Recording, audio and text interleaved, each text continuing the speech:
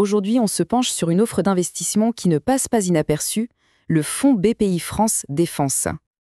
Alors, la promesse de ce fonds, elle est assez simple, mais elle est puissante. L'idée, c'est de permettre à tout citoyen d'investir directement dans la souveraineté et l'industrie française. Mais est-ce que c'est vraiment si simple que ça? C'est ce qu'on va décortiquer ensemble. Concrètement, qu'est-ce que c'est? Eh bien, c'est un fonds qui ouvre une porte. Il permet aux épargnants d'investir dans le secteur de la défense, un domaine qui, d'habitude, est plutôt réservé aux gros investisseurs. L'objectif, c'est d'aller financer nos pépites technologiques françaises, des startups, des PME, bref, tout ce qui est au cœur de notre industrie de défense. Et ce qui rend ce fonds vraiment particulier, c'est sa composition. Regardez ce graphique. 80% de l'argent va dans des entreprises qui ne sont pas cotées en bourse. C'est ce qu'on appelle le private equity, un univers d'investissement qui est, en général, très difficile d'accès pour les particuliers. Le reste, les 20%, est placé dans des grands noms du secteur, eux, bien connus sur les marchés. Bon, l'idée est séduisante, c'est sûr. Mais en pratique, comment on fait? Voyons un peu les détails pour se lancer. En fait, le processus est assez simple. La toute première étape, c'est de choisir le bon contenant, l'enveloppe fiscale, un PEA, une assurance vie ou même un plan d'épargne retraite. Une fois que c'est fait, on passe par un distributeur partenaire, AXA, BPCE par exemple, ou on peut même souscrire directement en ligne. Un point vraiment important, c'est l'accessibilité. On peut démarrer avec seulement 500 €. Pour ce type de produit, c'est un ticket d'entrée assez bas. Et puis, il y a cette petite surprise, assez rare pour être soulignée, 0 € de frais d'entrée. C'est un vrai bon point. Par contre, attention, les frais annuels.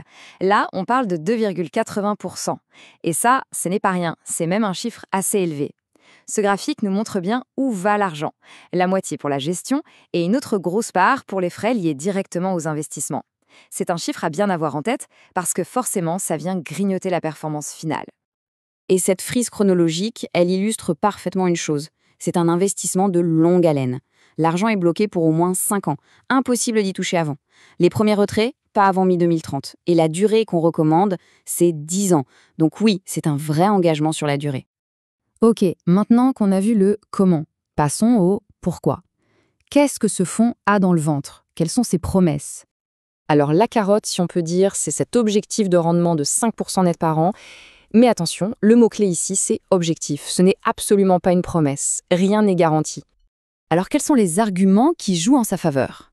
D'abord, on l'a dit, il est accessible. Et puis, il offre une très large diversification avec près de 500 entreprises. Ensuite, il y a cette dimension un peu différente, cet investissement citoyen, le fait de participer à l'économie réelle. Et tout ça est bien encadré par une réglementation européenne et géré par BPI France, qui est un acteur de confiance.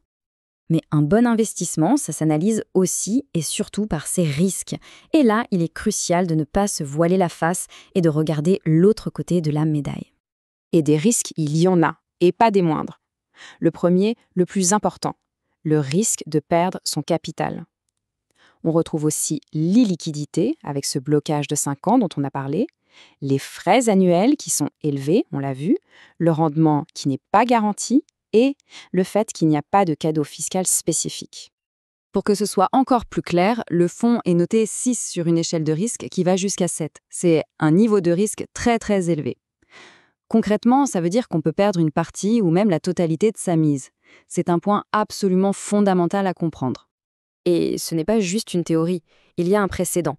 Un rapport de la Cour des comptes sur un fonds assez similaire, Definvest, a justement pointé du doigt des frais de gestion trop élevés et une rentabilité plutôt fragile.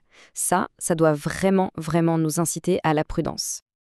Alors, au final, pour qui est fait ce fonds? Faisons le bilan pour voir à quel type d'investisseur il peut ou non correspondre. Cette comparaison, elle est assez parlante. D'un côté, ce placement peut avoir du sens, oui, mais pour un profil bien particulier, quelqu'un qui a un horizon de temps très long, plus de 10 ans, qui a le cœur bien accroché face au risque et qui veut diversifier son patrimoine avec cette petite touche patriotique. Par contre, de l'autre côté, c'est à fuir si on a besoin de son argent à court terme, si la sécurité est la priorité numéro 1 ou si on est proche de la retraite. Beaucoup, la recommandation qui ressort, elle est claire. Si ce fonds intéresse, il doit impérativement rester une petite partie d'un patrimoine déjà bien diversifié. On parle d'un maximum de 5 à 10%, pas plus. Et cette citation, elle résume parfaitement l'esprit de ce produit. Le couple rendement-risque n'est pas forcément le meilleur du marché. La vraie motivation pour y aller, c'est plus une conviction, une démarche citoyenne, qu'une pure recherche de performance financière. On termine donc sur cette question qui reste ouverte. Faut-il voir ce fonds comme une nouvelle façon d'être un investisseur citoyen, de soutenir une industrie stratégique, ou est-ce que c'est avant tout un pari financier très risqué? Finalement, la réponse, elle dépendra entièrement du profil et des objectifs de chaque épargnant.